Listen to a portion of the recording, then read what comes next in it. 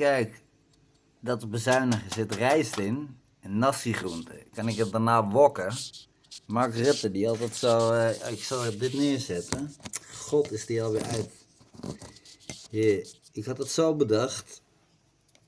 Dit telefoontje. Ik hoorde Mark... Ik luister dit. Moet ik ook eigenlijk helemaal niet doen. Dit gaat over Bosnië en Herzegovina. Die dan mogen gaan praten. Andere landen wel, andere niet. Ik weet niet welke van die Balkanlanden nou wel en niet lid is.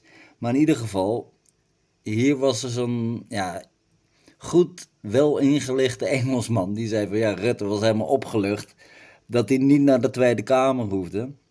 En dan mooie praatjes en dat hij het geweldig vindt dat het allemaal Europa moet uitbreiden.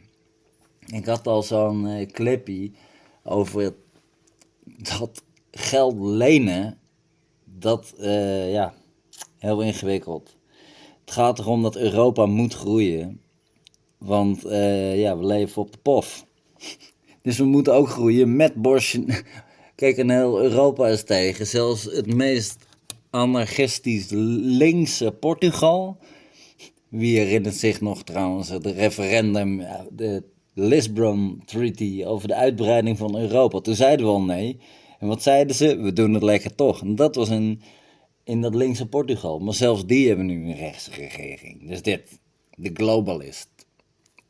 Loopt dat ding dan nog? Ik had expres sambal neergezet. Ik denk dan voelt Rutte zich... Als iemand dit naar Rutte door wil sturen... Dit gaat over hem. Ja. 2 jaar geleden.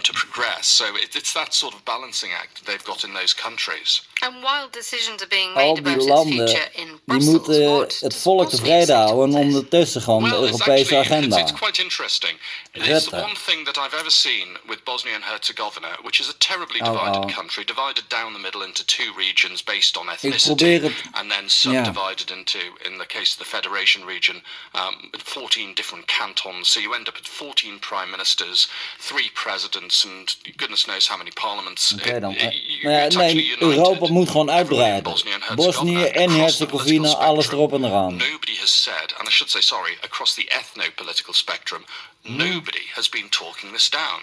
Nee, die hebben het nog over sambal. Foreign Affairs, Elmedin Konakovic, he represents Muslim Party. He calls it the victory of optimism over populism, a new chapter that Bosnia and Herzegovina must take advantage of, and he reckons that the year 2030 net als die Orbán, die wordt weggezet als gek, die vriend van Poetin. Nou, ik wil ook wel vrienden zijn met Poetin, tuurlijk.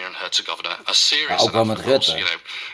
Maakt me niet zoveel uit eigenlijk. Meanwhile, Milorad Dodik, the leader of Bosnian Serbs, basically, he's the president of the Republic of Srpska region. Now, this is a man who's under US sanctions for undermining the stability.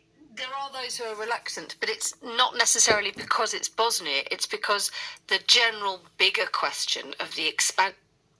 Precies, the expansion. Is a perpetually difficult one to resolve, isn't it?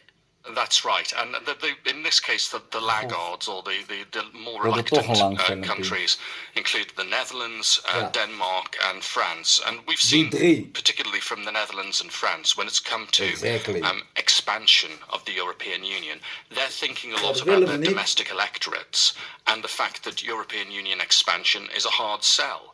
And for those electorates, countries in the Western Balkans can seem very alien. The people there may not have visited these countries. They may be thinking of them as very poor, with unsophisticated people who are perhaps in flooded to their countries and cause all sorts of chaos there. That's the image, of course, that the right-wing parties in those countries who are growing in power like to project, and that's why leaders in those countries like Emmanuel Macron, Mark Rutte, they are very aware that they have to tread carefully.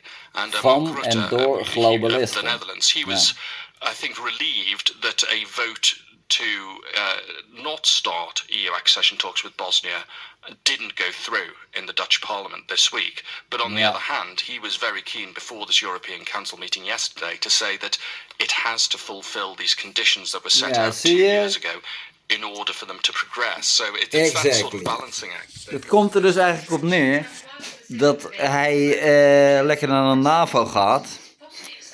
En toedeledokie met Nederland. En we zoeken het maar uit met geleend geld. Ja. Nou, de tering, nee. Zeg ik met een lach op mijn gezicht, hoor. En ik laat nog even het plaatje zien. De globalist, hoe ziet het eruit? Kijk, zo. Er is ook zo'n uitzending over hoe grandioos de huizenmarkt is in Warschau. Dat is ook zo'n uitzending. Dat heb ik dan echt een maand geleden gehoord, maar ik denk er nog steeds aan. Wat de mogelijkheden zijn in het vastgoed van Warschau. En het nieuwe transportsysteem in Warschau heet Solidaridad. Net zoals enzovoort enzovoort.